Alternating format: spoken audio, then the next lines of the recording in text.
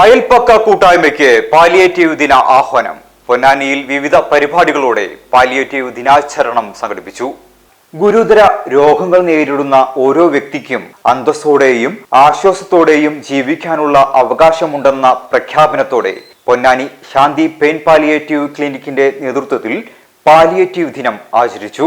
Indian Association of Palliative കെയറിന്റെ കേരള ഘടകങ്ങളുടെ നേതൃത്വത്തിൽ ഈ വർഷം ഉയർത്തിപ്പിടിക്കുന്ന സന്ദേശം സാർവത്രിക പരിചരണം അയൽപ്പക്ക കൂട്ടായ്മയിലൂടെ എന്നതാണ്.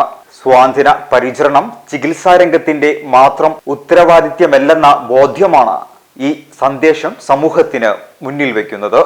വിപുലമായ ബോധവൽക്കരണ പരിപാടികളാണ് പാലിയേറ്റീവ് ദിനത്തിന്റെ ഭാഗമായി നടന്നത്.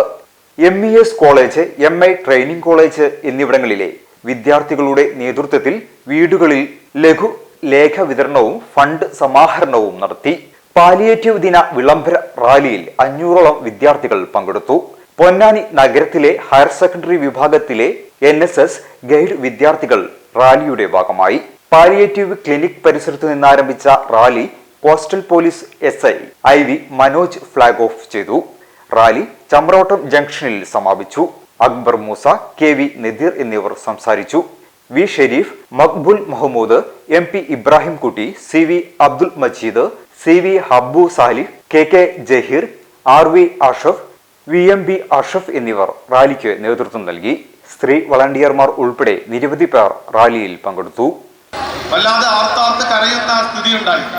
എന്താണ് ഇവർക്ക് സംഭവിക്കുന്നത് എന്നത് മനസ്സിലാകുന്നില്ല.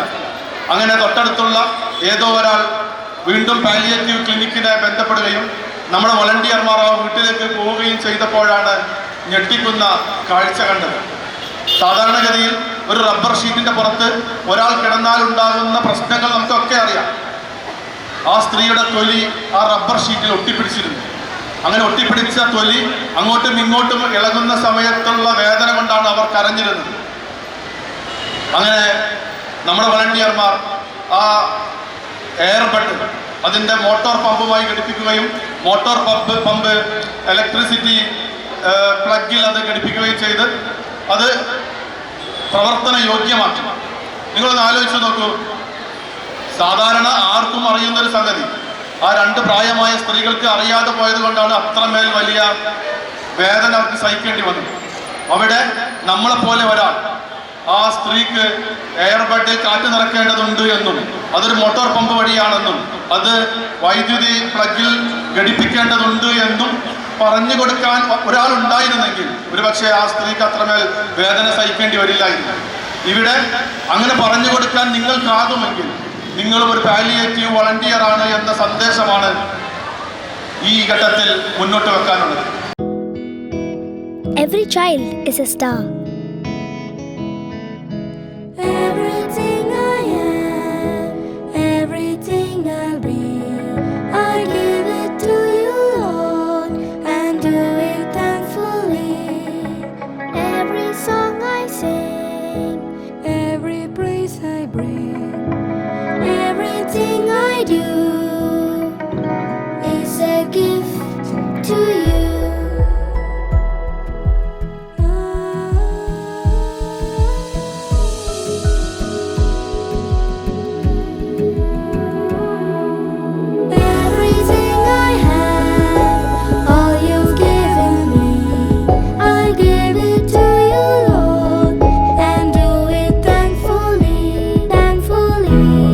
Here we study life.